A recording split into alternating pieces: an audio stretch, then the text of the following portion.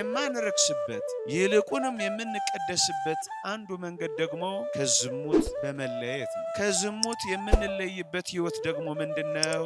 መጋባት። መጽሐፍ ቅዱስ ስለ ዝሙት ጠንቅ ለእያንዳንዱ ለራሱ ሚስት ትኑረው፣ ስለ ዝሙት ጠንቅ ለእያንዳንዲቱ ለራሷ ባል ይኑራት ነው የሚለው።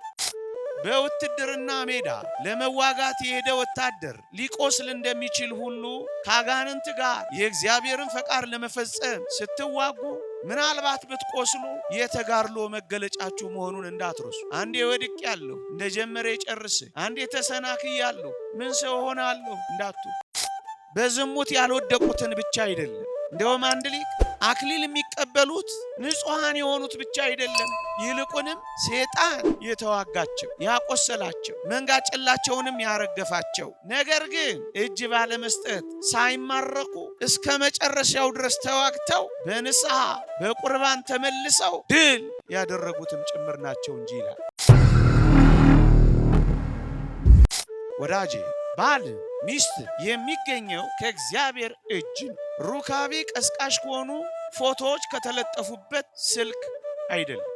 ቅዱስ ዮሐንስ አፈወርቅ ማግባት ስትፈልግ አስቀድመ ጸልይ፣ ሐሳብህን ለእግዚአብሔር ንገረው፣ እግዚአብሔር መርጦ እንዲሰጥ ለምነው። አንተ እንደዚህ እርሱ እንዲመርጥልህ የምታደርግ ከሆነ አክብረኸዋልና እርሱም ላንተ በጎ የትዳር አጋር በመስጠት ያከብርሃል። ስለ ትዳር ምንም የማያጓደኛህን ምረጥልኝ ለምን ትለዋል? ምን ያውቃሉስ? አግናጤዎስ ሊቁ በረከቱ ይደርብን እንዲህ ይላል፣ ወንድና ሴት ጋብቻ ለመፈጸም ቢፈልጉ አንድነታቸው በጳጳሱ ይረጋገጣል። በዚህም ጋብቻው በስጋቸው ፈቃድ ሳይሆን በእግዚአብሔር ፈቃድ የተመሰረተ ይሆናል ይላል። ያለ ጳጳስ ፈቃድ አይሆንም ነው የሚለው። ያለ ካህን ፈቃድ አይሆንም ነው የሚለው።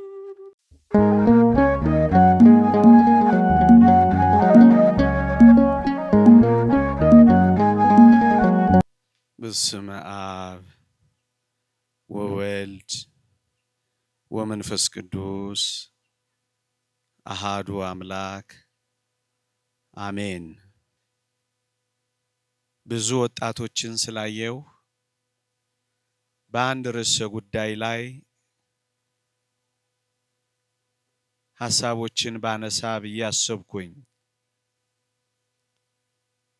ለማስተማር ወይም ለመመካከር አስቤ የመጣሁት ርዕስን ያስቀየረኝ በጣም ብዙ ወጣቶችን መመልከቴ ነው። ስለዚህ በአንድ ርዕሰ ጉዳይ ላይ ጥቂት ብቻ ለቅምሻ ያክል ጥቆማዎችን አሰማችኋለሁ። ሊቃውንት በዚህ ያሉ መምህራን የበለጠ አብራርተው አቅንተው አልመው በኮርስ መልክ እንደሚሰጧችሁ አምናለሁ። እኔ ከማቀርበው በተሻለ ያቀርቡላችኋል። እኔ ግን እንደ ቅምሻ ይሄ ምግብ ሲበላ ስታርተር እንደምትሉት እንደዛ ቁጠሩት። እግዚአብሔር ከሁላችንም ጋር ይሁንልን። ርዕስ የሚሆነው የወጣቶች የህይወት መንገድ በሚል ርዕስ ነው የምንማረው። ሰፋ ያለ ዝርዝር ጉዳይ ያለው ነው። እኔ ግን እግዚአብሔር ከረዳኝ ቀስ ብዬ ጥቂት ነጥቦችን ለመዳሰስ እሞክራለሁ። ማስታወሻ ብትይዙ በጣም የተሻለ ነው። እግዚአብሔር ከሁላችንም ጋር ይሁን። ቅዱስ አትናቴዎስ ዳግመኛም ቅዱስ ባስልዮስ ዘቂሳርያ የክርስቲያኖችን የህይወት መንገዶች ብለው የሚገልጿቸው ሁለት የህይወት መንገዶች አሉ የሚሏቸው የክርስቲያኖች የህይወት መስመሮች አሉ። እነዚህን የህይወት መስመሮች ሁለቱም ሊቃውንት የህይወት መንገዶች ይሏቸዋል። አንደኛው የክርስቲያኖች የህይወት መንገድ ሙሉ ጊዜን፣ ሙሉ ሐሳብን፣ ሙሉ ጉልበትን እግዚአብሔርን በማምለክ መኖር ነው። ይሄ አንደኛው የህይወት መንገድ ነው። በብቸኝነት መኖር፣ ሳያገቡ ሳይወልዱ በብቸኝነት እግዚአብሔርን እያመለኩ ብቻ መኖር ነው። አንደኛው የወጣቶች ወይም የክርስቲያኖች የህይወት መንገድ በሊቃውንቱ አገላለጽ የብቻነት ህይወት ነው። ቅዱስ ጳውሎስ ያላገባ እግዚአብሔርን እንዴት ደስ እንደሚያሰኝ ስለ እግዚአብሔር ያስባል ይላል። ስለ እግዚአብሔር ብቻ እያሰቡ መኖር፣ እግዚአብሔርን ብቻ በማስደሰት መኖር፣ ልብ ሳይከፈል፣ ጊዜ ሳይከፈል፣ ጉልበት ሳይከፈል፣ እድሜ ሳይከፈል፣ አቅም ሳይከፈል ሙሉ ህይወትን በብቸኝነት ለእግዚአብሔር ብቻ መስጠት፣ ይሄ ምናኔ ነው። ይሄ ምንኩስና ነው። ይሄ አንደኛው የህይወት መንገድ ነው። ሁለተኛው የህይወት መንገድ ደግሞ ያገባ ሚስቱን እንዴት ደስ እንደሚያሰኝ ስለ ሚስቱ ያስባል ያለው ነው ሐዋርያው ጳውሎስ። ሚስትን፣ ባልን፣ ልጆችን እያሰቡ ጽድቅ እየሰሩ መኖር ነው። ይሄ ሁለተኛው የህይወት መንገድ ነው። ለዚህ ነው አባቶቻችን በእነዚህ ሁለት መንገዶች የሰው ልጆች ክርስቲያኖች በተለይ ወጣቶች ህይወትን ያገኛሉ።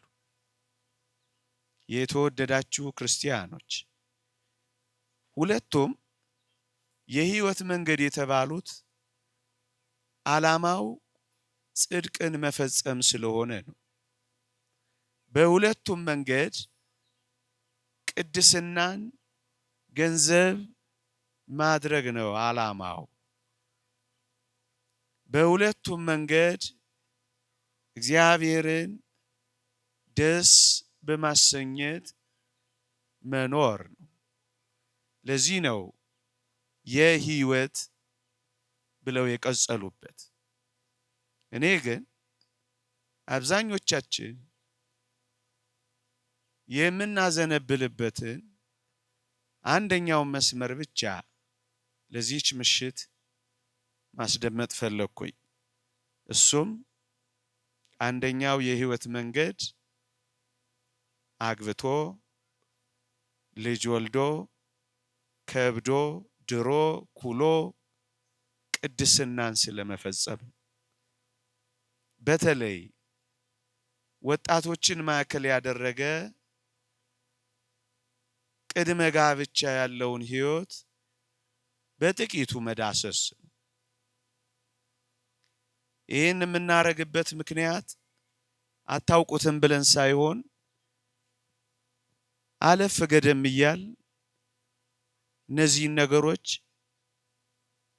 ቢረፍድም ለማሰማት ቢዘገይም ለማንቃት ነው። ያወቅነው ከሆነ ለማድመቅ ነው።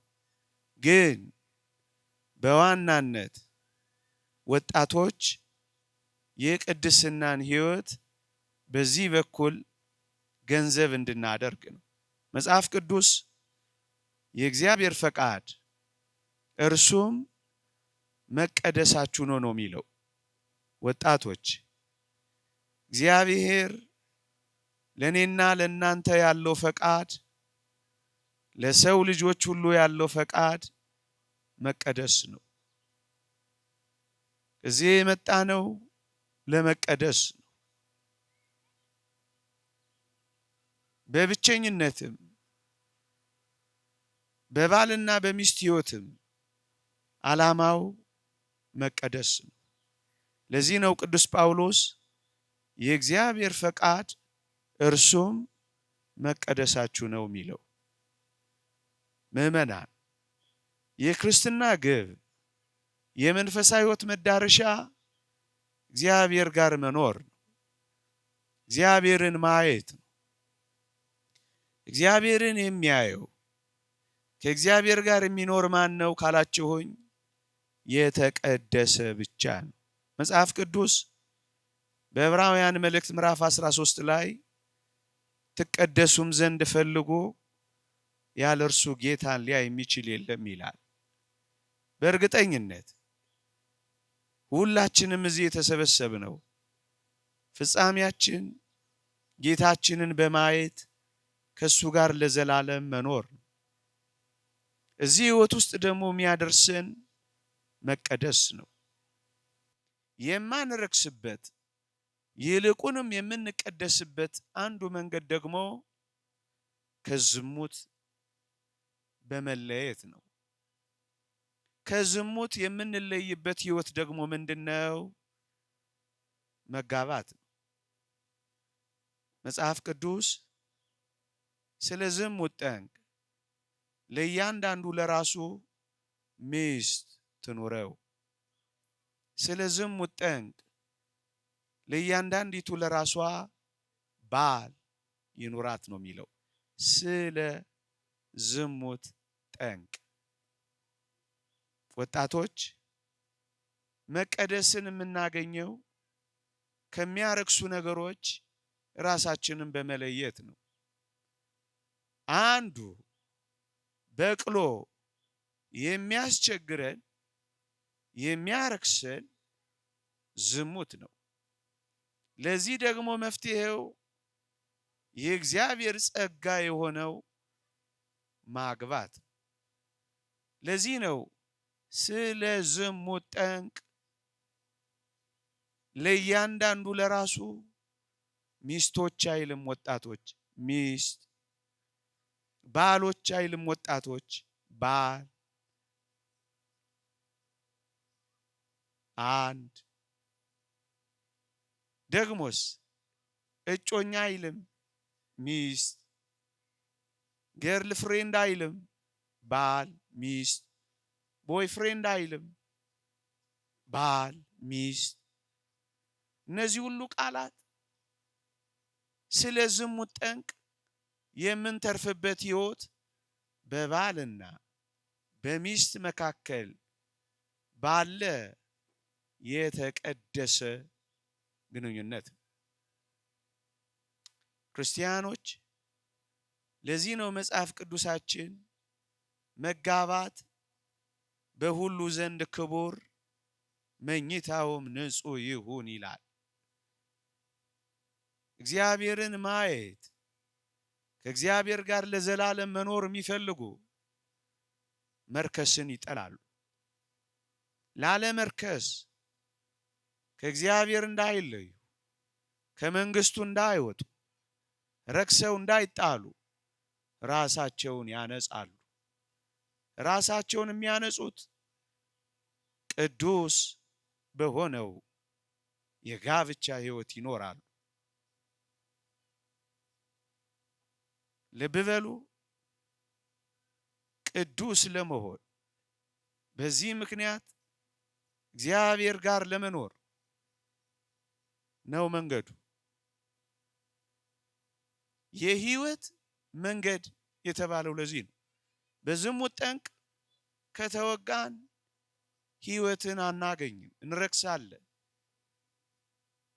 ለዚህ ነው ሕይወት የሚለውን ቃል ለማምጣት ነው ጥቂት ነጥቦችን እንደ መግቢያ ያነሳሁት። ምዕመናን ትቀደሱም ዘንድ ፈልጉ፣ ያለ እርሱ ጌታ ሊያይ የሚችል የለም። ስለዚህ በዋናነት ኦርቶዶክሳውያን ወጣቶች ሐሳባችን እንዲቀደስ፣ መንገዳችን እንዲቀደስ፣ ስራችን እንዲቀደስ ነው መፈለግ ያለብን። ንጹህ እንዲሆን፣ ንጹህ የሚሆነው ደግሞ እግዚአብሔር በሚፈቅደው ንጹህ የመኝታ የጋብቻ የሩካቤ ሕይወት አንዱ ፈተናችን ይሄ ስለሆነ ይሄ ሕይወት የሕይወት መንገድ ከሆነ የብዙ ወጣቶች ወይም ማወቅ ያለብን የመጀመሪያው ጉዳይ መልካም ንጹህ ሕይወትን እፈልጋለሁ፣ የተቀደሰ ሕይወት ገንዘብ ማድረግ እሻለሁ። ታዲያ ይሄንን ሕይወት እግዚአብሔር ፈቃዱ መሆኑን ለኔ በምን አውቃለሁ? ልክ ነው። ይሄ መጠየቅ ያለበት ሕይወት ነው። አባቶቻችን ያስተማሩንን ከመጻሕፍት ያገኘሁትን ይሄ እግዚአብሔርን ፈቃድ እንዴት ላውቅ እችላለሁ ለምትል ንጹህ መሆን ለምትፈልግ ነፍስ መምህራን ያስተማሩንን መጽሐፍት የጠቆሙንን እነዚህን ጥቂት ነጥቦች አከታትዬ ላቅርብ። የመጀመሪያው የእግዚአብሔር ፈቃድ የሚገለጠው እንደ ፈቃዱ በሚኖሩ ሰዎች ነው። የእግዚአብሔርን ፈቃድ ማወቅ ከፈለክ አንተ ወጣት ክርስቲያን ያቅምህን ያክል የቻልከውን ያክል እንደ ፈቃዱ መመላለስ አለብህ። የእግዚአብሔር ፈቃድ የሚገለጠው እንደ ፈቃዱ በሚኖሩ ሰዎች ሕይወት ውስጥ ነው። ይሄ በምን ይታወቃል ወይም እንዴት ይገለጣል ካላችሁኝ፣ እግዚአብሔር የሚፈቅደውን ለመኖር ባለመታከት የእግዚአብሔርን ፈቃዳት በመጻሕፍት የተጻፉትን በመምህራን የተነገሩትን የእግዚአብሔርን ፈቃዳት በመፈጸም በመኖር ነው።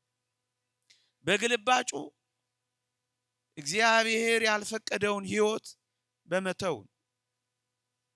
እግዚአብሔር የሚፈቅደውን ስትፈጽም እግዚአብሔር የሚፈቅድልህን ይሰጥሃል።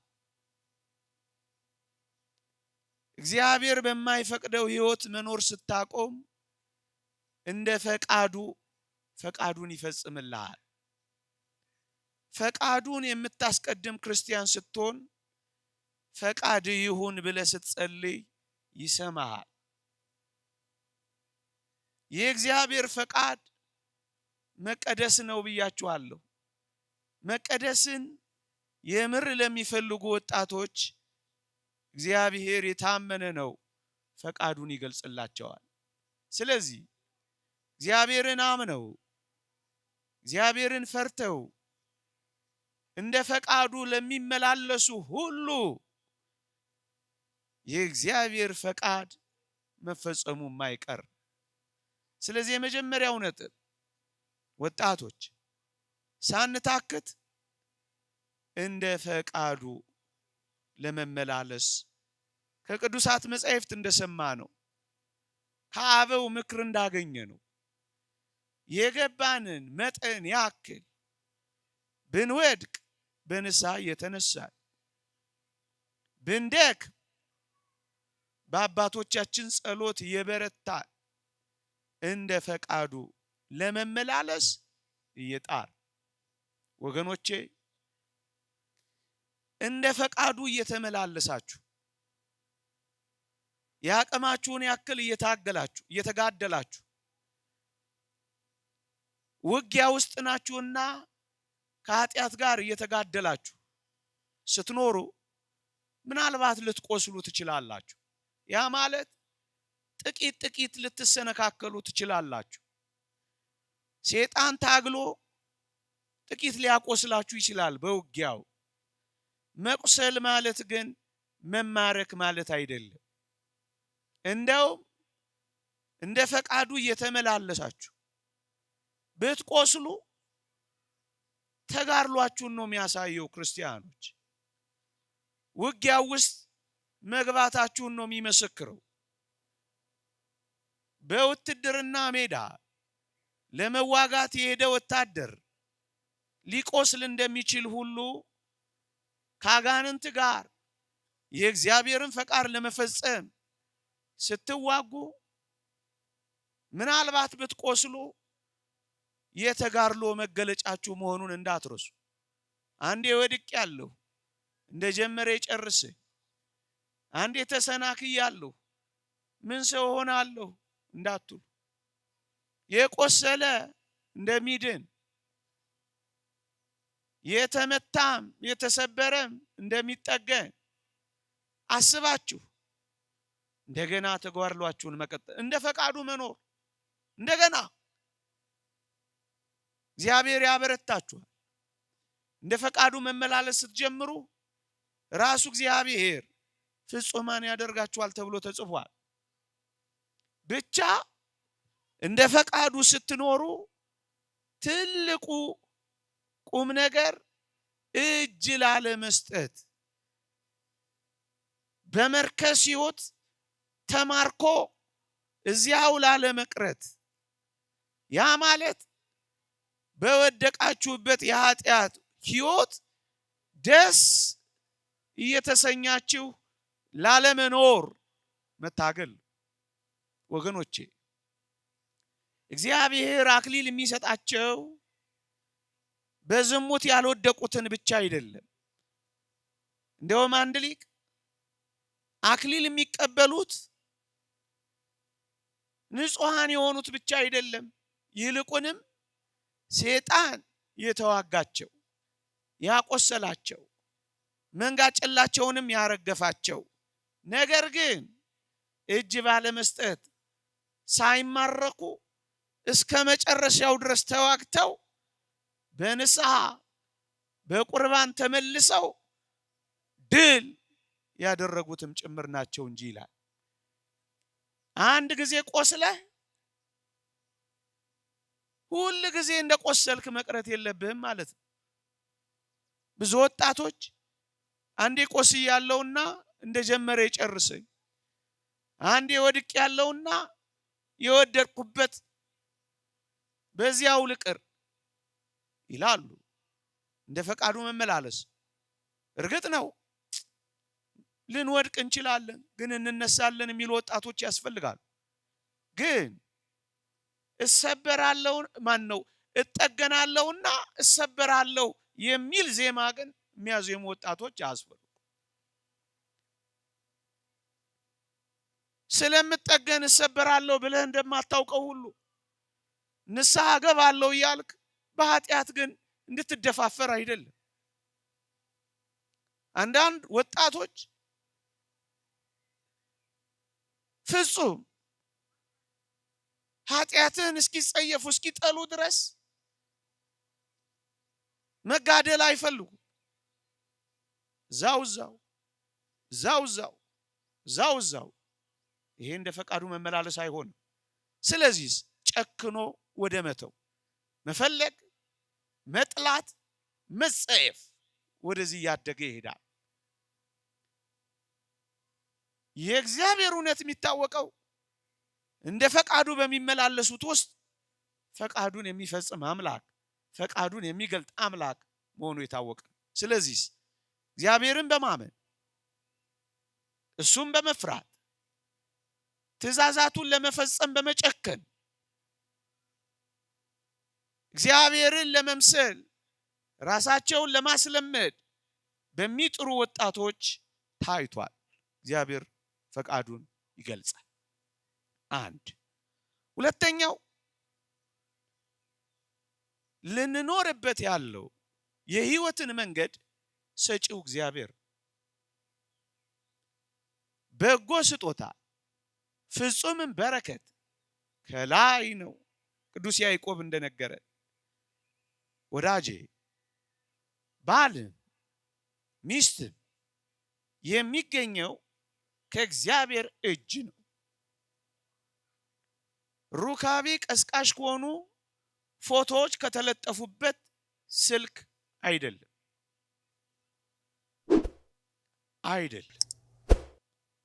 እውነተኛ ጸጋ የሚገኘው ተሰርቶ ያለቀ እግዚአብሔር እጅ ነው። ለምን መሰላችሁ ወጣቶች? የእግዚአብሔር ቃል እንዲህ ይላል፣ ሀብትና ባለጠግነት ከአባት ከእናት ይወረሳል፣ አስተዋይ ሚስት አስተዋይ ባል ግን ከእግዚአብሔር ዘንድ ነው ይላል። ወደ እግዚአብሔር ያልቀረበ ይሄንን ጸጋ ሊያገኝ አይችልማ። ወዳጄ አትንከራተቱ። የዚህ ጸጋ ባለቤቱ የዚህ ጸጋ አድራሻው የእግዚአብሔር እጅ ነው። ቶሎ ቶሎ ወደ ስልክህ፣ ቶሎ ቶሎ ወደ ቻትህ፣ ቶሎ ቶሎ ወደ ስክሮልህ አይደለም፣ ቶሎ ቶሎ ወደ እግዚአብሔር መዘርጋት። ምን ማለት ነው? ሁለተኛው ነጥብ ጸልዩ። ምዕመናን፣ በተለይ ወጣቶች የምትበሉትን የምትጠጡትን ነገር ለእግዚአብሔር ክብር እንድታደርጉ መጽሐፍ ቅዱስ ነግሯችሁ የለ? የምታደርጉትን ማናቸውንም ነገር ለእግዚአብሔር ክብር አድርጉት ይላል እግዚአብሔር ቃል። መብልና መጠጥ ለእግዚአብሔር ክብር የሚደረግ ከሆነ ይህ የተቀደሰው ሕይወትማ እንዴት ለእግዚአብሔር ክብር አይሆንም? እግዚአብሔርን እፈልጋለሁ የዘላለም ሕይወት ርስቴ እንዲሆን እመኛለሁ የሚሉ ወጣቶች ለእግዚአብሔር ክብር ለማድረግ ከባለቤቱ ይቀበላሉ። ከባለቤቱ። ምዕመናን፣ የዚህ ሕይወት ባለቤት ደግሞ እግዚአብሔር ነው። መጀመሪያም ለሰው ልጆች ይህን ሕይወት የሰጠው እግዚአብሔር ነው። ለአዳም ሔዋንን የሰጠው እግዚአብሔር ነው። ስለዚህ ሰጪው እሱ ከሆነ ወደ ሰጪው በጸሎት የተጠጋ ሰው ፈቃዱን ተቀብሎ መሄዱ አይቀሬ ነው። መቀበል ከፈለክ እጅህን ዘርጋ፣ ጸልይ ማለት ነው። መቀበል ከፈለክ ሁሉም በጎ ነገር ሊሰጥ ወደሚችለው ወደ እግዚአብሔር አንጋጥ። እውነት ነው ምዕመናን፣ የዕለት እንጀራችንን እንኳን እንድንለምን ታዘን የለ? ለጽድቅ ሕይወት የሚበጀን ከመርከስ የሚታደገን። ታዲያ ይህንን ሕይወት መለመን አያስፈልግም? አትፈሩ፣ አትፍሩት። እግዚአብሔር አባታችን ነው፣ ይሰጠና እንዴ ያው ሁሉን ነገር እንዲያው እንዴት አይሰጠንም ተብሎ ተጽፎ የለ? የጽድቅ ሕይወትን ከፈለክ እንዴት ሊከለክል ይችላል? ቅድስና እንፈልጋለሁ ስጠኝ ለሚል ነፍስ እግዚአብሔር እንዴት ላይሰጥ ይችላል? ጸልይ፣ ሱባኤ ያዝ፣ ለምን ማነው ማናት እያልክ እውነት እንነጋገር ከተባለ ገዳም አታጨናንቅ። እግዚአብሔር በአባቶቻችን ይገልጣል፣ ግን ጸልይ፣ በርታ። ጥንቆላ እንዳይመስል፣ ሌላም ነገር እንዳይመስል። በኋላ አመጣበታለሁ። ቅዱስ ዮሐንስ አፈወርቅ ማግባት ስትፈልግ አስቀድመ ጸልይ፣ ሐሳብህን ለእግዚአብሔር ንገረው፣ እግዚአብሔር መርጦ እንዲሰጥህ ለምነው። አንተ እንደዚህ እርሱ እንዲመርጥልህ የምታደርግ ከሆነ አክብረኸዋልና እርሱም ላንተ በጎ የትዳር አጋር በመስጠት ያከብርሃል። ስለ ትዳር ምንም የማያጓደኛህን ምረጥልኝ ለምን ትለዋለህ? ምን ያውቃል እሱ? ስለ ጽድቅ ሕይወት ምንም የማታውቀውን የሥራ ባልንጀራሽን ምረጭልኝ ብለሽ ለምን ታስቸግሪያለሽ? ምረጥልኝ ብለህ ማስቸገር ያለብህ አምላክህን። እሱን ነው የሚለው ቅዱስ ዮሐንስ አፈወርቅ። በጣም ልምድ የሌላቸው ሰዎች ጋር ምክር እየጠየቃችሁ አደራችሁን ሕይወታችሁን አታበላሹ። ለአብርሃም ልጅ ለተወደደ ልጅ ሚስት ፍለጋ ሲወጣ አይኑን ሲያንከራትት አታዩት። ወዲህ ወዲያ ሲል ሰው ሲያጠያይቅ አታዩት።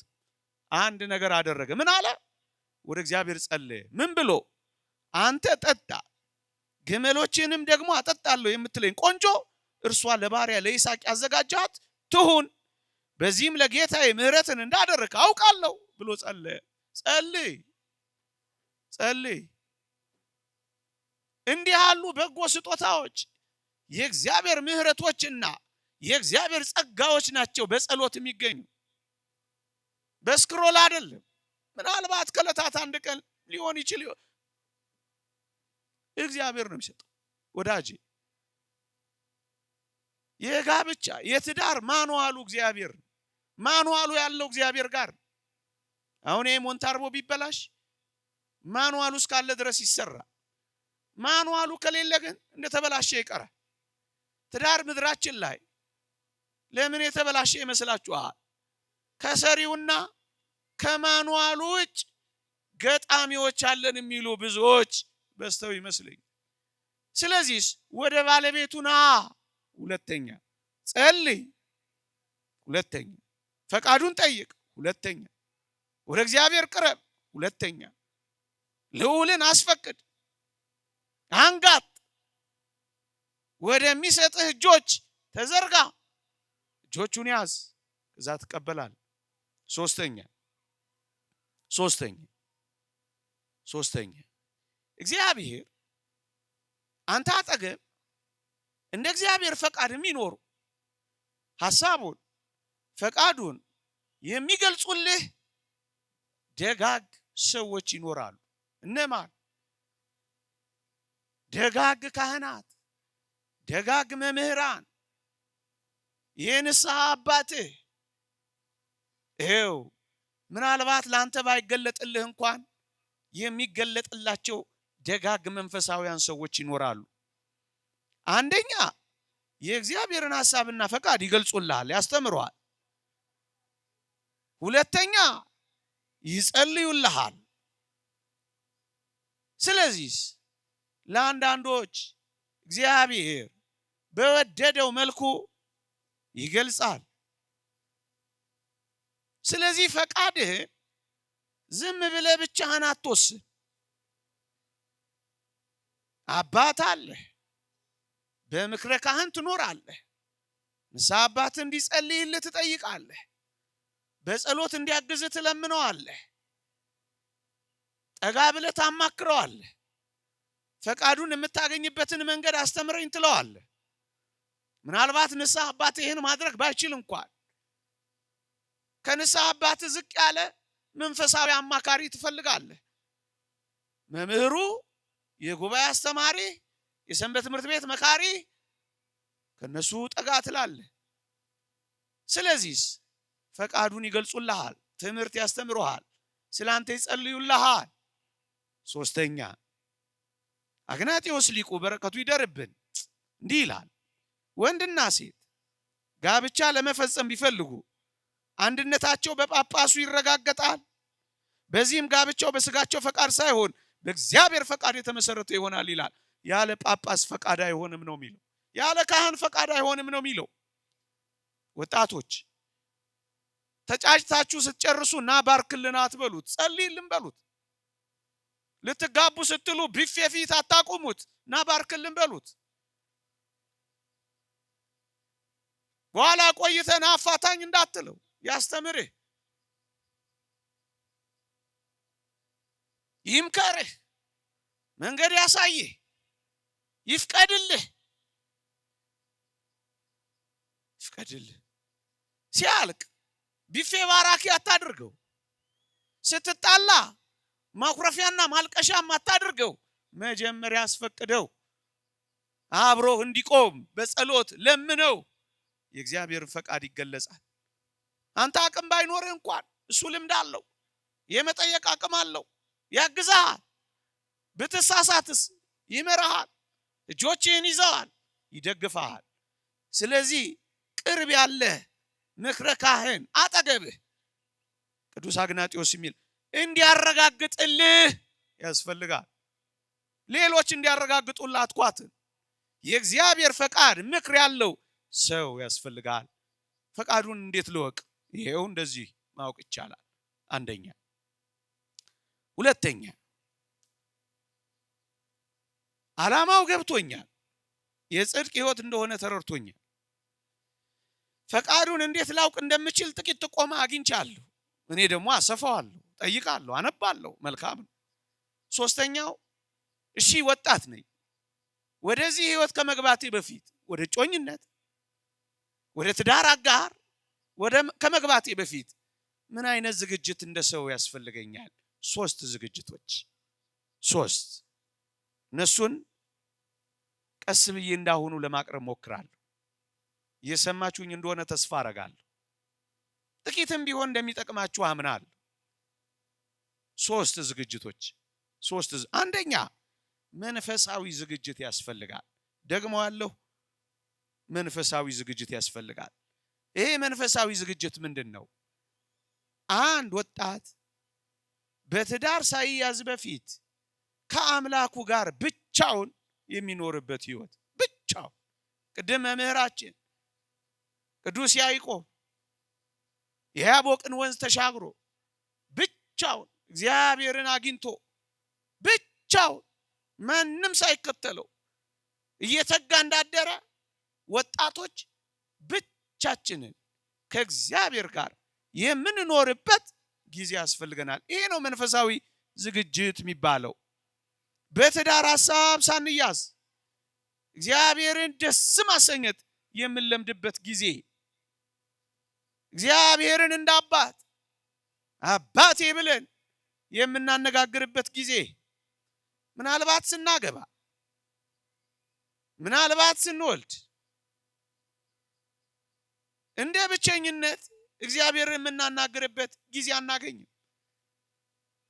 ጊዜያዊ ዝለት ይገጥመናል በማርገዝ፣ ጊዜያዊ ዝለት ይገጥመናል በመውለድ፣ ጊዜያዊ ዝለት ይገጥመናል ስለ ትዳር በማሰብ።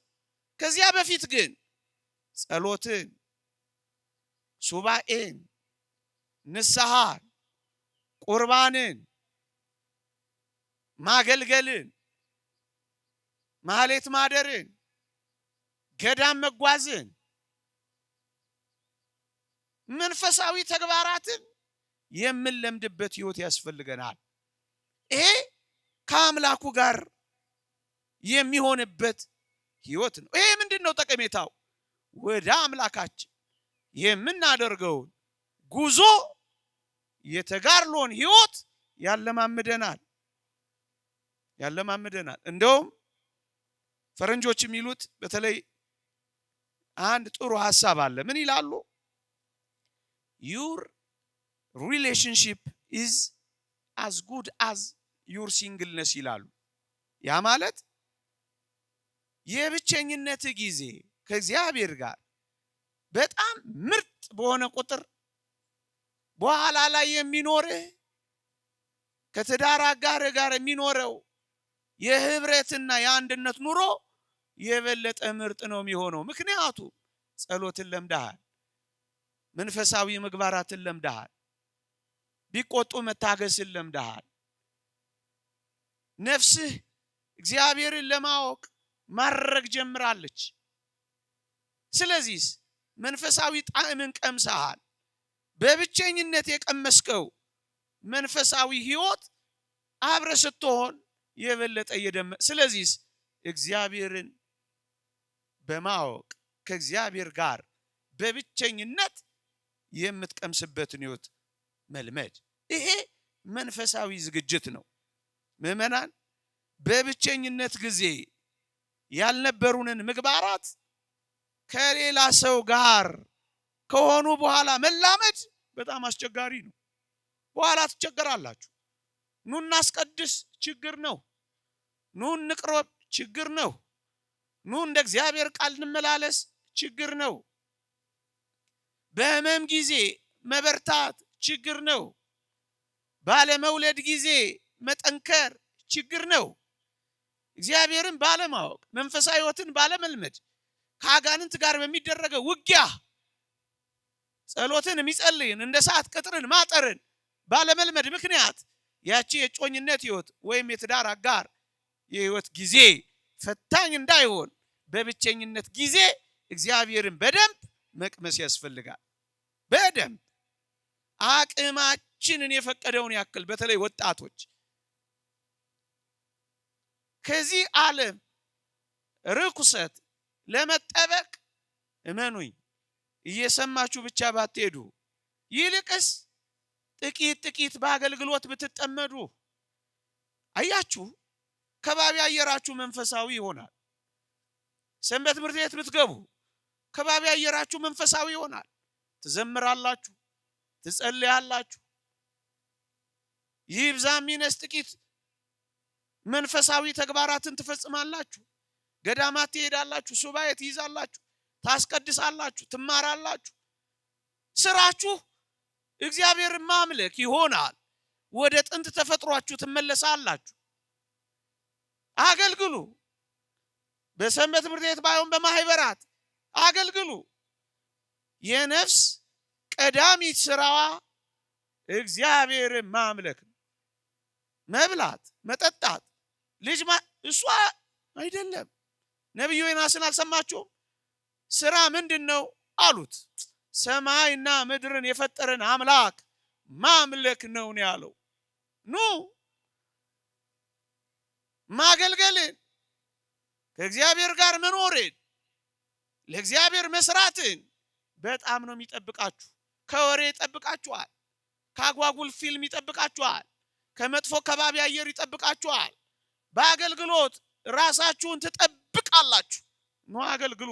ይህንን ዘመንና ይህን ክፉ ዓለም ታመልጡበታላችሁ። ወደ ጮኝነት ኃላፊነት ከመግባት በፊት መንፈሳዊ ዝግጅት ጥብቅ እንዲሆን ኑ ተጠለሉ፣ ተከለሉ፣ ተደበቁ።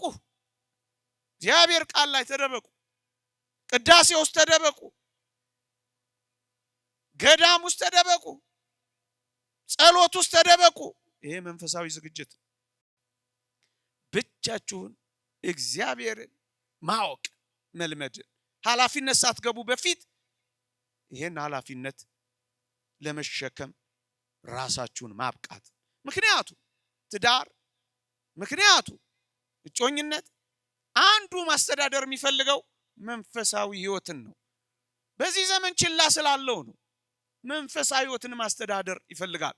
ለዛ ደግሞ ጥብቅ ዝግጅት ያስፈልጋል። ስለዚህ በብቸኝነት እግዚአብሔርን ጋር የምንኖርበት ህይወት መንፈሳዊ ዝግጅት፣ ጸሎትን፣ ንስሐን፣ ማስቀደስን፣ ማገልገልን፣ ሱባኤ ማዘን፣ ወደ ገዳም መሄድን፣ ሌሎችም ምግባረ ሰናይ፣ ድሆችን መጎብኘትን፣ ብቻ ጊዜን እግዚአብሔርን የሙሉ ጊዜ አገልጋይ ሆኖ ማሳለፍ።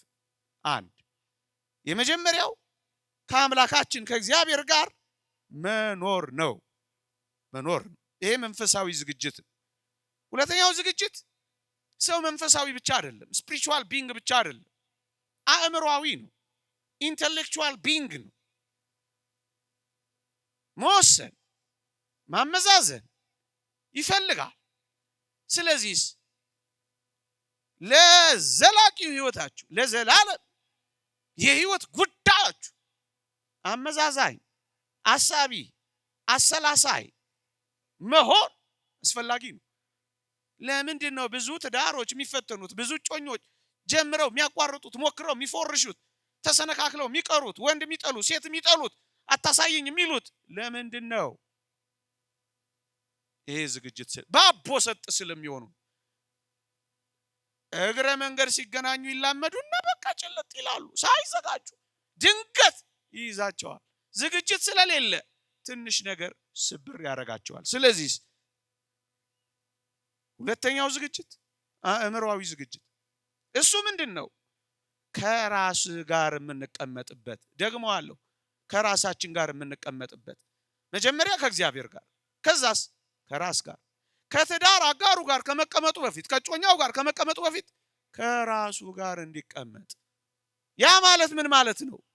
ራሱን እንዲያውቅ። ወዳጄ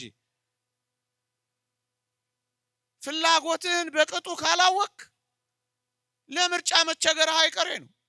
ለዚህ ነው አንዳንድ ሰዎች ካገቡ በኋላ ያሉ እየተቃጠሉ ሲኖሩ የሚኖሩት። እኮ ምርጫ ይሄ እኮ ምርጫ እንደው ምን ሲያደርግ እንደከተተኝ እንደው ስጠበስ እኖራለሁ ግሪል። በጣም ብዙዎች ዘመናቸውን በብስጭት ይኖራሉ፣ ሳይቀበሉት ይኖራሉ። ስለዚህ ቀዝቃዛ ቤቱ ነዝናዛ ሚስቱ ለምን ለቅሶ ይሄዳል? ለቅሶ እያለ ቤቱ ይባላል። ሁሌ ለቅሶ ይሄ እንዳይሆን በቅጡ ራስን ምንድነው የምትፈልገው ማወቅ አለብህ። ይሄን ለማወቅ ዝም ብለህ የባከንክ አይደለም። ቁጭ በል ከራስ ጋር ቁጭ በል። መንፈሳዊነት ሲደመር ከራስ ጋር ስትቀመጥ በቅጡ ፍላጎትን ስታውቅ ምርጫህን ማወቅ ትችላለህ። መቼም ሰው ነህ፣ ጥቂት ምርጫዎች አሉ። ባይሆን ይሄ የምርጫ ጋጋታን ኤ ቢ ሲ ዲ ኢ ኤፍ ጂ አሬ ሁሉ ምርጫ አያስፈልግም ወዳጅ። ይሄኛ እንደምንፈተነው አይነት ፈተና ለምርጫ ባንፈተን አይሻልም ነበር? እኔ አስታውሳለሁ ኮሌጅ ስማር እዚህ ውስጥ መምህራኖቼ ካላችሁ ይቅርታ ጠይቃለሁ፣ ወይም እንዲህ አይነት መምህራን ካላችሁ ይቅርታ። አሁን ለአንድ ምስኪን የኮሌጅ ተማሪ እስከ ጂ ድረስ ምርጫ መፈተን ጥሩ ነው? ፌር ነው? ኤም መልስ ይመስላል፣ ደግሞ ቢም ያስኬዳል፣ ሲም ያስጠረጥራል። ዲ ላይ ስትሄዱ ደግሞ ኤና ቢ ይላል፣ ኢ ላይ ስትሄዱ ደግሞ ሲና ዲ ይላል። አሁን አንድ ምስኪን ኢትዮጵያዊ ድሃ እንደዚህ ማንከራተት በምርጫ ጥሩ ነው?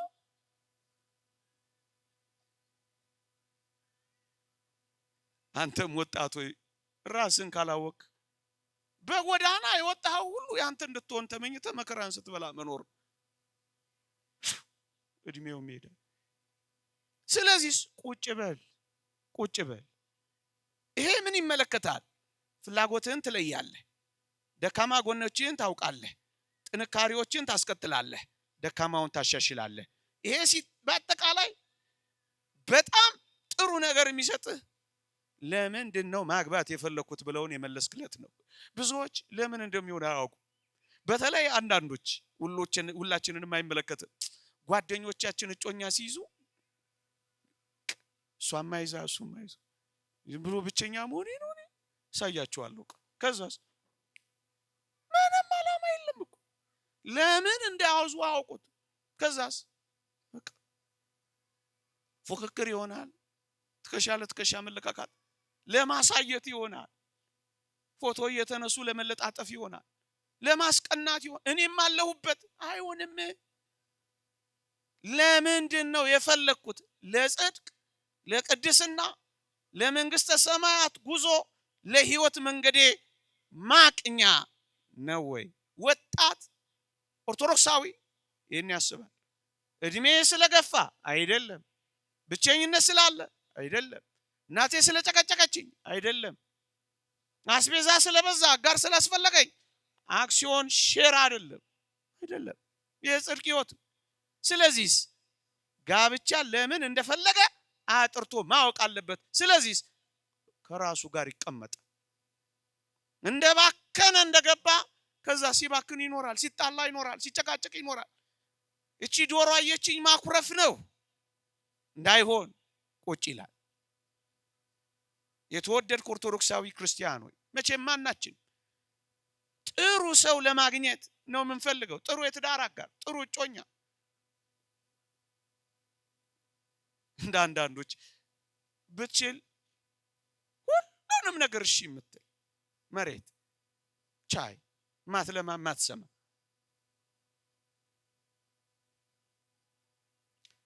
እሱን እንተውና እኛ ግን የምንለው ጥሩ ሰው ለማግኘት የምትፈልገውን ያክል ብቻን ስትቀመጥ ከራስ ጋር ስትሆን አንተም ራስህ ጥሩ ለመሆን የምትሰራበት ጊዜ ነው። ጥሩ ለመሆን ተሰራ። ጥሩ ከፈለክ ጥሩ ሁን ነው። ለምትመርጠው ህይወት ራስህን አዘጋጅ ነው ቁም ነገሩ። ይሄ ከራስ ጋር መሆን ነው። የራሳችንን ስብዕና ማወቅ ነው። ከአጋራችን አሁን ራስህን ስብዕና ካወቅ ከትዳር አጋር ምን እንደምትፈልግ ወደ ማወቅ ትቀርባለህ። እሱ ምን ይጠቅምሃል? አእምሮአዊ ዝግጅት። ከራስ ጋር ተቀመጥ፣ ራስህን ወቅ፣ ለመረጥከው ህይወት ተዘጋጅ። ሰው ሆነ ተሰራ፣ ክርስቲያን ሆነ ተሰራ፣ ኦርቶዶክሳዊ ሆነ ተሰራ፣ ለርትዕት ሃይማኖት ተሰራ፣ ለጽድቅ ህይወት ተሰራ። ራስህን አዘጋጅ። 2 አእምሮአዊ ዝግጅት። ጥንካሬህን ታስቀጥላለህ፣ ደካማ ጎንህን ትፈትሻለህ፣ ስብዕናህን፣ የህይወት ዘይቤህን፣ የመንፈሳዊ ህይወት ርዕይህን ትገመግማለህ፣ ታስተካክላለህ፣ ትከልሳለህ፣ ትማራለህ፣ ታነባለህ። 2ኛ 3ኛ ባጭሩ የምናገረው ይብዛም ይነስ የትዳር ህይወት የጮኝነት ህይወት ይብዛም ይነስ ጥቂት ገንዘብን ማስተዳደር ይፈልጋል። ስለዚህ ጥቂት የኢኮኖሚ ዝግጅት ይፈልጋል። ጮክ ብዬ አልናገረውም። ይሄ ጥቂት ወጣቶች ጥቂት በጣም ጥቂት ቅዱስ ጳውሎስ የዕለት ጉርስ የዓመት ልብስ ካለን ይበቃናል። ወጣቶች ስለ ጽድቅ ህይወታችሁ ስትሉ ብራንድ መቀያየርን ችላ በሉ። ቢኖር እሰየው፣ ግን ዋና ነገር አይደለም። ቅዱስ ዮሐንስ አፈወርቅ እንደተናገረው ገንዘብ አስፈላጊ ነው፣ ዋና ነገር ግን አይደለም። ዋና ነገሩ ጽድቅና ቅድስና ነው። ወጣቶች ከተገኘ እሰየው። ስለ ጽድቅ ለመፈጸም ስትሉ ግን ጥቂት ነገር ይበቃል። ጥቂት ጽድቅ ነዋ። በኃጢአት እንዳትወድቅ እንዳትረክስ ነዋ። ስለዚህ አልጋ ካለ እሰየው፣ ከሌለስ ፍራሽ ይዘህ ትገባለህ። ምን ግፈኛ ነህ እንዳትለኝ፣ ግን እሱ ነው የሚሻል። በኃጢአት ዝሙት እሳት ላይ ከምትወድቅ ሰሌን ላይ ወድቀህ ጽድቅን ብትፈጽም አይሻልም? 4 ጊዜ ባትበላ 2 ጊዜ በልተህ ጽድቅ ብትፈጽም አይሻልም? በዘላለም መንግስት ድሃ ከምትሆን በዚህ ዓለም ላይ ትንሽ ድሃ ሆነ የክርስቶስን ባለጠግነት ገንዘብ ብታደርግ አይሻልም? አብርሃምና ሳራ ምንም ሳይኖራቸው ነው የጀመሩት። ምንም ሳይኖር ጀምር፣ እግዚአብሔር ይባርካል። ይሄን ምን ከአንዴም 3 ጊዜ ድንኳናቸውን እየነቀሉ እየተከሉ ተንከራተዋል ብለናል ባለፈው። ህይወት ይሄ ነው። የግድ ዌል ፈርኒሽድ መሆን የለበትም። ክርስቲያን ከዛ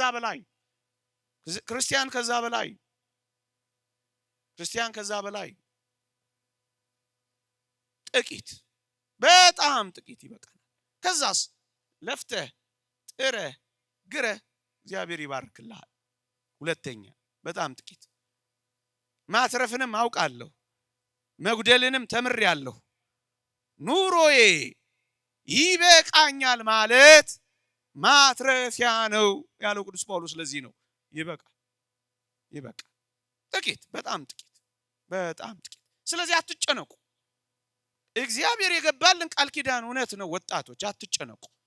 ንጽህናችሁን ለመጠበቅ ስትሉ ግልጽ እውነት እንነጋገር። እግዚአብሔር ባለበት ጎመን ወጥ መብላት ይሻላል ኃጢአት ባለበት ፍሪዳ ከማረድ የተባለው እኮ ለዚህ ነው። ግድ የላችሁ ስለ ጽድቅ ስትሉ ጥቂት ነገር መስዋዕት ካረጋችሁ ሰማዕታት ትሆናላችሁ። ሰማዕታተ ረሃብ ትሆናላችሁ። ስለ ጽድቅ ነው። ሰማዕታተ ረሃብ የሚባሉ አሉ። እንደሱ ትሆናላችሁ። አክሊል ታገኛላችሁ። ንጽህናችሁን ጠብቃላችሁ። አትፍሩ። በስጋችሁ የሚሆነውን መጎስቆል የነፍሳችሁን ውበት ያመጣል። አጓጉል ማበረታቻ እየሰጧችሁ እንዳይመስላችሁ። እውነት ስለ ጽድቅ እውነት ነው። ዝግጅት መንፈሳዊ አእምሮአዊ ጥቂት ልጅ በውለድን እንዳይከለክ ጥቂት ዝግጅት። እስከዛ ግን በርትተህ ተማር፣ ስራ። ኃጢአት አይሁን እንጂ ስራ፣ በደል አይሁን እንጂ ስሪ። በቃ የምን መልፈስፈስ? ጠንክሮ መስራት፣ ጠንክሮ ማጥናት፣ ጠንክሮ መማር። ርዕይ ያለው ሰው ይዘጋጃል። 24 ሰዓት አለ። 2 ቦታ መስራት ትችላላችሁ። የሚሰሩ እናውቃለን። ጥቂት ነገር ካላችሁ ሳትሸበሩ ተራሮች ወደ ባህር ልብ ቢገቡ ልቤ አይፈራም እያላችሁ ዓለም ኑሮን የሚያስወድደው ለምን እንደሆነ እናውቃለን። እንዳታገቡ፣ የተረጋጋ ኑሮ እንዳይኖራችሁ፣ ምስቅልቅል እንዲል ነው ዓለም። አርክ ኦፍ ክራይሲስ የቀውስ መክበብ እንዲፈጠር ነው። ይሄ ሆን ተብሎ ነው።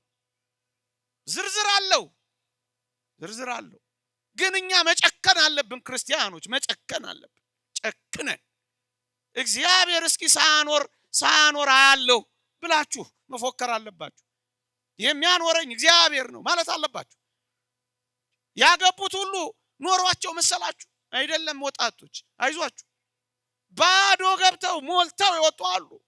አላያችሁም? ትልልቅ ቢሊዮነርስ የሚያወሩት ምንም ሳይኖር እግዚአብሔርን ማመን። መኖሪያ የዘላለም አምላክ ነው። የዘላለም ክንዶች ከበታች አሉ ማመን እመኑት። ሶስተኛ ጨርሻለሁ።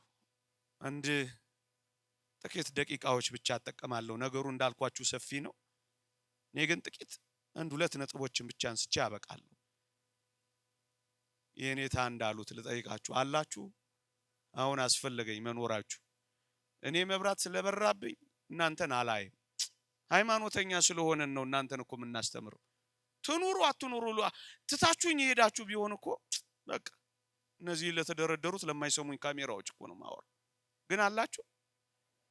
ሃይማኖተኛ ጨለማ ውስጥ የምናስተምረው አምነን ሰሚ አለ ብለን አላችሁ? ልዋስና ልጠይቃችሁ ዛሬ አላችሁ? የለንም ብትሉኝ ግን ምን ሊውጠኝ ነው? እግዚአብሔር ይጠብቀኝ። ድፍረት ይፈልጋል አይደለ? ሰሚ በሌለበት መናገር እኮ ሃይማኖት። ሶስተኛ አሁን እየገባኝ ነው። ዓላማው ገብቶኛል። ጽድቅ ነው። ፈቃዱን እንዴት እንደማውቅ ተረድቶኛል።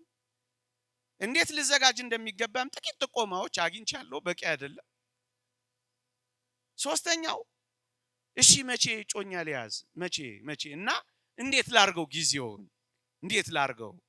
ይሄ በጣም አስፈላጊ ነጥብ ነው። አንደኛ ወጣቶች የጮኝነት ህይወት ዓላማን መረዳት ያስፈልጋል። እሱ ምንድነው? አንዳችን ለሌላችን የሚመቹ የትዳር አጋር መሆናችንን የምናጤንበት ጊዜ ነው እንጂ የተጋባንበት ጊዜ አይደለም። ፊሽካ አልተነፋም ብለዋል የኔታ እሸቱ፣ እውነታቸውን ነው። ፊሽካ የተነፋበት አይደለም። እየሰማችሁኝ ነው? አንዳንዱ ፊሽካ የተነፋ ነው ይመስለው ተንበርክኮ ቀለበት ሲያጠልቅ በቃ አይደለም። እንደዚህ የለም። ፊሽካ አልተነፋም። እየሰማችሁኝ ነው? ይሄ ጊዜ የጮኝነት ጊዜ አንዳችን ለሌላችን የሚመች የትዳር አጋር መሆናችንን የምናይበት የምናጤንበት ጊዜ። ሁለተኛው ብንጋባ እኔና የጮኛዬ ብንጋባ ክርስቲያናዊ የሆነውን የትዳር ዓላማ ያሳካ ትዳር ሊኖረን ይችላል ወይ ብለን የምናጤንበት ጊዜ ነው። ይሄ ከተዋወቁበት በፍቅር ከተዋደዱበት እስከሚጋቡበት ቀን ያለውን ነው የጮኝነት ጊዜ የምትለው ቤተክርስቲያን። አታውቁትም ብዬ አይደል፣ ከኔ ውጣ ብዬ። ይሄ ጊዜ ግን ማጠርም መርዘምም የለበትም ይላሉ አባቶቻችን። ማጠርም መርዘምም የለበትም። ለምን? በጣም ቢያጠር በቅጡ ላንተዋወቅ እንችላለን። እየሰማችሁኝ ነው? ወይም ልናውቃቸው የሚገቡ ጥልቅ ነገሮች በእርግጥ ሰው ተጠንቶ አያልቅ። እውነት ለመናገር ተጠንቶ ማያልቅ ፒኤችዲ ማይሰራለት ዩኒቨርሲቲ ቢኖር ሰው እውነት አሰብ ምን ነው አይታወቅም። ግን በህሊና በልቦና እንደሚታሰበው ጥቂት እንደ ሰው እንደምንመረምረው ለማለት ነው። ቢያጥር በቅጡ ስለዚህ ሳላውቀው አግብቼ የሚል ስንት መከራ የሚበላ ሰው ብዙ ነው። ስለዚህ በቅጡ መተዋወቅ ሲያጥር ለመተዋወቅ እድል አይኖርም። እንኳን አይደለም ጸባዩን ጥርሱን እንኳን ለማየት እድል የሌለው ሰው አለ ኮስተር ብሎ የሚኖር። ስለዚህ በቅጡ ለማወቅ ጊዜ ያስፈልጋል። ይሄ የተካለበ ነገር እንደሱ ሆኖ እኮ ነው መከራ ፍቺ በፍቺ የሚሆን አይደል። በቅጡ ሰክኖ እፍ ብሎ ሳይሆን ሰክኖ አልበላ በደንብ እየበላን እየጠጣን ጸሎት እያደረገ ቤተክርስቲያን ያስቀደስ ቅዱሳት መጻሕፍትን እያነበበ ቀስ ብለን በምክረ ካህን እየተመራ ካጠረ በቅጡ ለገስ መፍትሄ ይሰጠናል። ላንብብላችሁ። ሚስት አጭቶ የሰርጉን ቀን ያልወሰነ ሰው በአገር ያለ ቢሆን ቀጠሮ እስከ 2 ዓመት ይሁን። ወደ ሩቅ አገር የሄደ ቢሆን 3 ዓመት ይሁን። በታወቀ ምክንያት ቢሆን እንደ ሕመም እንደ ዕዳ ቢሆን 4 ዓመት ይሁን ይላሉ። መጽሐፍ ቅዱስ ማግባት ወደሚገባው እድሜ በደረሰ ጊዜ ይላል።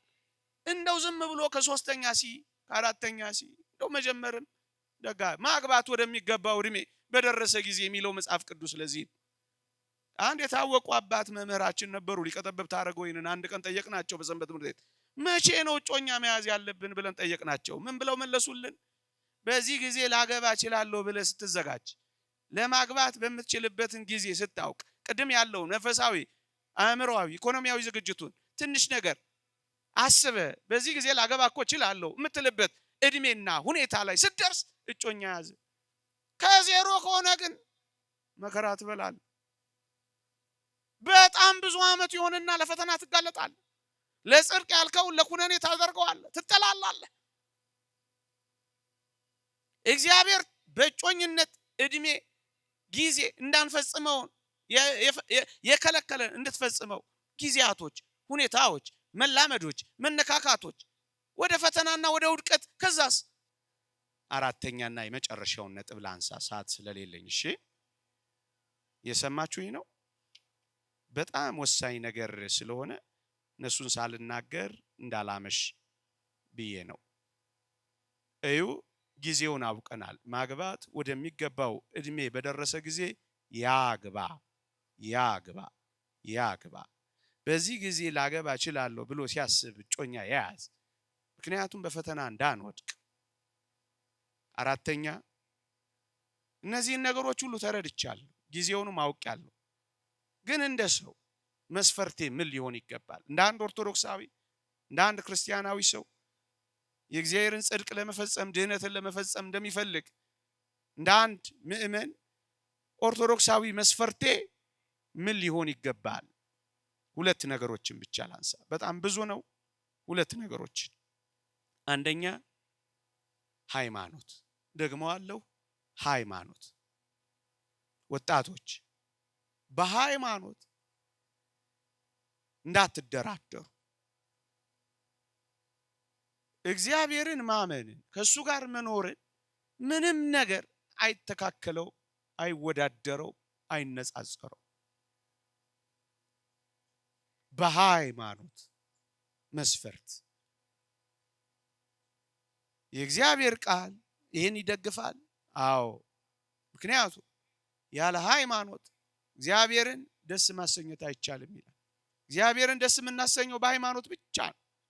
ስለዚህ በሃይማኖት እናንተን የሚመስል ሰው የእግዚአብሔር ቃል እንዲህ ይላል። አንደኛ ቆሮንቶስ መልእክት ምዕራፍ 7 ቅዱስ ጳውሎስ ሴት ባሏ በሕይወት ሳለ በሕግ የታሰረች ናት።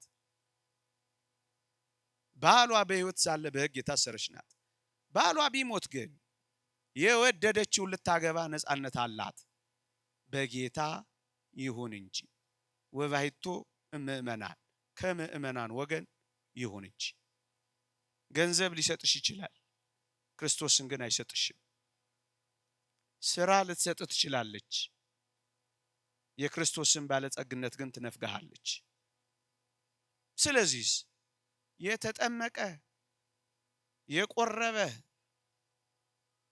በመንፈስ ቅዱስ አረቦን መያዣ የታተመ የመንግስተ ሰማያት ዜጋ የሆነ ለጽድቅ የሚያበቃሽን ለዘላለም ሕይወት የምታደርስን ምረጥ። የእግዚአብሔር ቃል ብርሃን ከጨለማ ጋር፣ ክርስቶስ ከቤልሆር ጋር፣ የእግዚአብሔር ታቦት ከጣዖት ጋር ምን መጋጠም አለው ይልና በማይመች አካሄድ አትጠመዱ የሚለው ለዚህ ነው።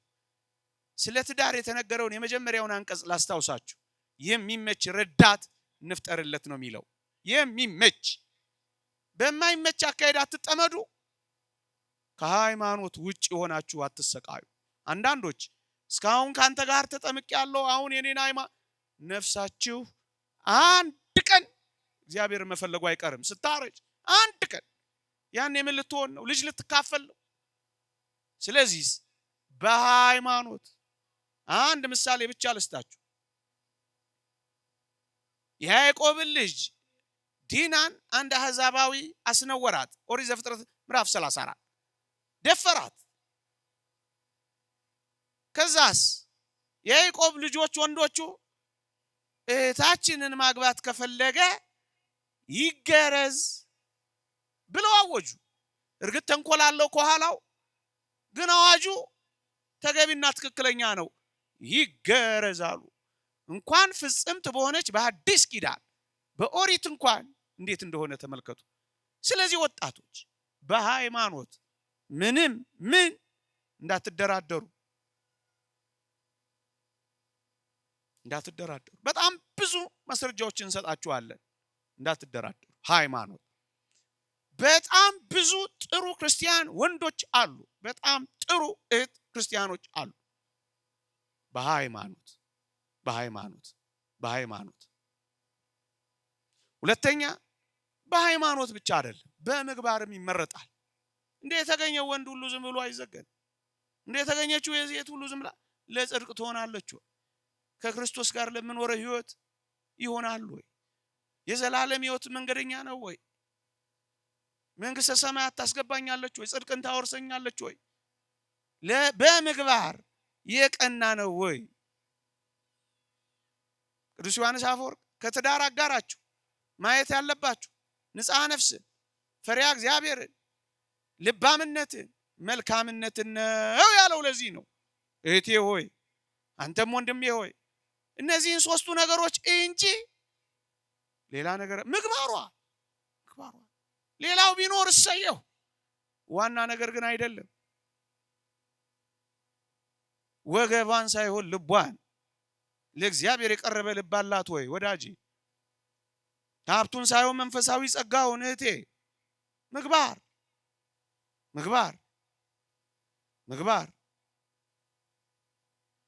አካውንቱን ሳይሆን ጽድቁን ሰልካካነቷን ሳይሆን የነፍስ ውበቷ ጽድቋን፣ የደረቱን ስፋት ሳይሆን የልቡን ስፋት ንጽህናው። እንደሱ ነው ኦርቶዶክሳውያን። ሎጥ እንዴት መከራውን እንደበላ ላስታውሳችሁና ላብቃ። አባታችን ሎጥ አታስታውሱ? በጣም የሚያሳዝን ህይወት የኖረው ለምን ይመስላችኋል? ምዕመናን፣ ሰዶም በጣም ለም ሀገር ነበረች። ውሃ ገብ ኢኮኖሚካሊ በጣም ምርጥ ከተማ ነበረች። ሳር አለ፣ ውሃ አለ፣ ለምለም ነው። እግዚአብሔር ለባረከው የከብቱ መንጋ ምርጥ መሰማሪያ ነው።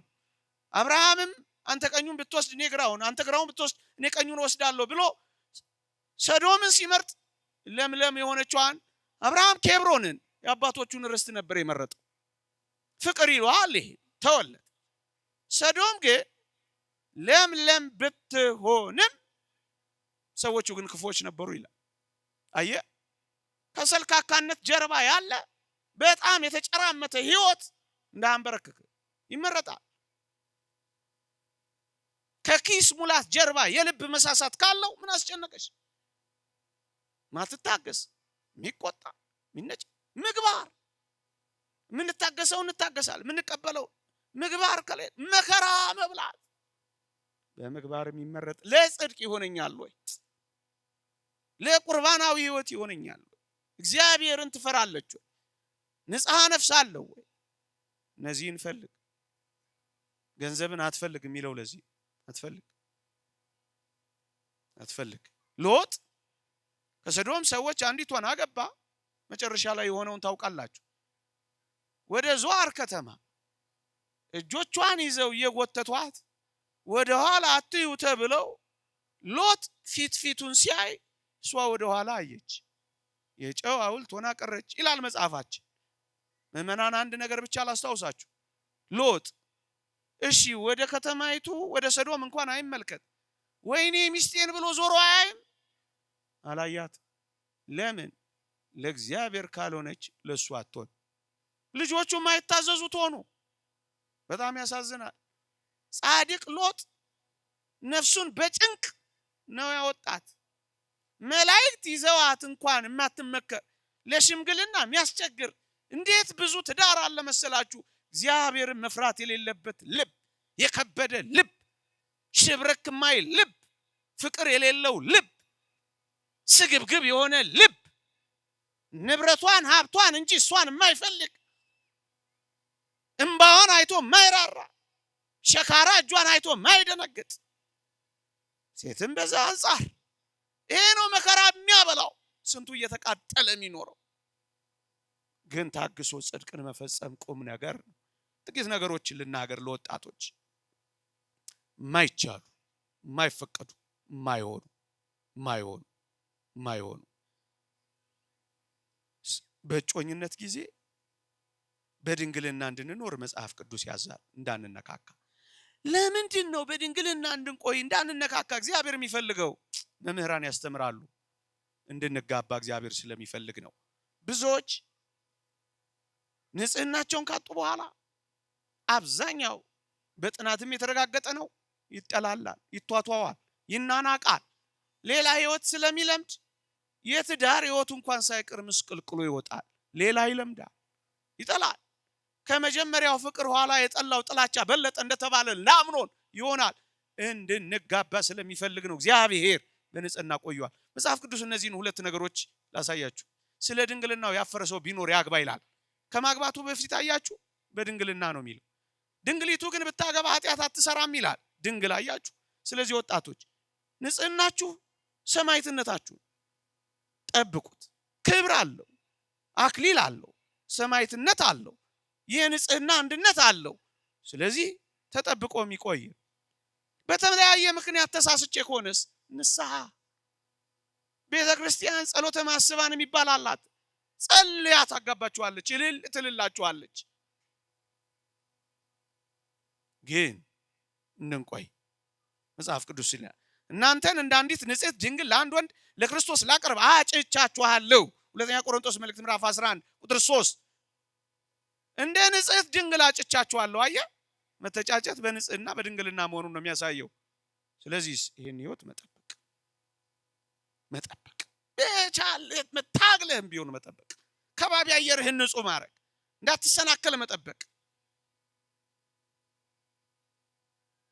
አጭር ቆይታ ብሪፍ ኢንተርቬንሽን እንዲኖር መጠበቅ፣ ቀኑ በራቀ ቁጥር ዘመን በረዘመ ቁጥር እንዳትወድቅ መጠበቅ። አንድ የንጽህና አንድነት። ሁለተኛው ጋብቻን በራሳችን እንድንፈጽም አልተፈቀደልን። ያ ማለት ከራሳችን ጋር ሩካቤ እንድንፈጽም አጸያፊ መጽሐፍ ቅዱስ ርኩሰት ነው፣ አጸያፊ ነው እያለ ጠቅሶታል። ይሄ አይታሰብ። ወጣቶች ከሰውነት ያወጣል፣ በጣም ከሰውነት ያወጣል። የዓለም ረክሷል። ይሄን ያበረታታል፣ ቁሳቁስ ሁሉ ያመርታል። ተጸየፉት ወጣቶች፣ እንዳትሰሙት። የተስማ ድምጽ የትራይ ገጸ ለመነኩሴ ብቻ አይደለም። ይሄንን ፊልምም ሐሳብም ምክርም የወንድሞች ልምድ እንዳትሰሙ። በዚህ ውስጥ የገባችሁ መፍትሄ አለው። ንስሐ፣ ሱባኤ፣ ስግደት፣ ጾም፣ እንባ መናፍስት ናቸው፣ ይርቃሉ። ግን አትስሙ፣ አይቻልም። ሰውነታችሁን ያጥበዋል፣ ሰው መሆናችሁ ያቆማል፣ ተፈጥሯዊ ስሜታችሁ ይጠፋል። ብዙ ወጣቶች ራሳቸውን የሚያጠፉት አንዱ ምክንያት ለዚህ ነው ይባላል። ያነበብኩት ጥናት አይቻልም።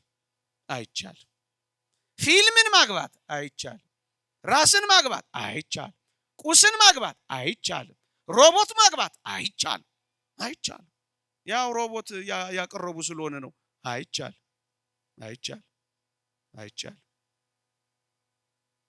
ወንድን ሴት እንዲሁ ልናገረው ብዬ ነው። አይቻልም። ከሴት ጋር እንደምትተኛ ከወንድ ጋር አትተኛ፣ አጸያፊ ነውና ብሎ ነው የሚደጋገመው። እንዳታደርጉት። ሊያስገድዷችሁ ይችላል። አይሆንም። የለም፣ ለክርስቲያን የሚገባ አይደለም። ወይናቸው ከሰዶም ወይን ከጎሞራም እርሻ ነው፣ ፍሬያቸው ሐሞት ነው፣ ዘለላው መራራ ነው። የእግዚአብሔር ቃል ኦሪት ዘዳግም ምዕራፍ 32 ቁጥር 32። ይህንን እንጸየፋለን። ስለዚህ ክርስቲያናዊ ኦርቶዶክሳዊ ወጣቶች ይህንን እንጸየፋለን፣ እንጠላዋለን፣ አንኖርበት። ኦርቶዶክሳዊ የወጣቶች የህይወት መንገድ ከብዙ በጥቂቱ ከረጅሙ ባጭሩ የፈተና ህይወቶች አሉ። እነዛን ፈተና እንደሚኖር እናውቃለን። ቤተክርስቲያንን ጥግ ያደረገ በቅዳሴው፣ በጸሎቱ፣ በወንጌሉ፣ በጸበሉ፣ በንስሐው፣ በቁርባኑ፣ በአገልግሎቱ ተጠምዶ መኖር መትረፊያ ነው። ግን አደራችሁን ጮክ ብዬ የምናገረው ወጣቶች ጋብቻን አትጥሉ። ወንዶች ሴቶችን፣ ሴቶችም ወንዶችን አደራችሁን በከተማና በሰፈር እንዳለው የእግዚአብሔርን ቃል እንደማያውቁት መንፈሳዊ ኑሮን እንዳለመዱት ወጣቶች እንዳትጠሉ፣ መጋባትን እንዳትነቅፉ፣ እንዳትሸሹ፣ ወንዶች ሴቶች እንዳትሉ አደራችሁን። ይህ በጣም እንድንለማመደው የሚፈለግ አላስፈላጊ ህይወት ነውና ምናልባት በመንደር ውስጥ ሚስት የሚለውን አንዳንድ ሰዎች ባልለው ደስ ይለኛል። ግን ደግሞ ማለትም ከተገባ እንበለው ሚስት የሚለውን አብሪቬት እንደሚያደርጉት አብሪቬት እንዳታደርጉት አደራችሁ። የእግዚአብሔር ስጦታ ነው፣ የህይወት አጋር ነው። እንደሱ አድርጋችሁ ተረዱት። አሉታዊ አመለካከት እንዳይኖራችሁ ተጠንቀቁ። ይሄ በጣም አደገኛው የዚህ ዓለም ሐሳብ ነው። ባል ምን ያረግልሻል እያሉ የሴታዊነት ርዕዮተ ዓለም የሚመነጨው ከዚህ ሐሳቡ ስለሆነ ነው። እሱንም ተጸየፉት ወጣቶች። ሚስት የሚለውን እንዴት አብሪቬት እንደሚያደርጉት አውቃለሁ። ሚጥሚጣ ስትልስ ትኖራለች ምናምን ይላሉ። እንደሱ ብለህ እንዳትቀበላቸው፣ ደግሜ ላለው እንዳትቀበላቸው። ይልቅስ አንተ እንዲህ በላቸው፣ ሚሪንዳ ስትጠጣ በሏታ ትኖራለህ። ይቆየን።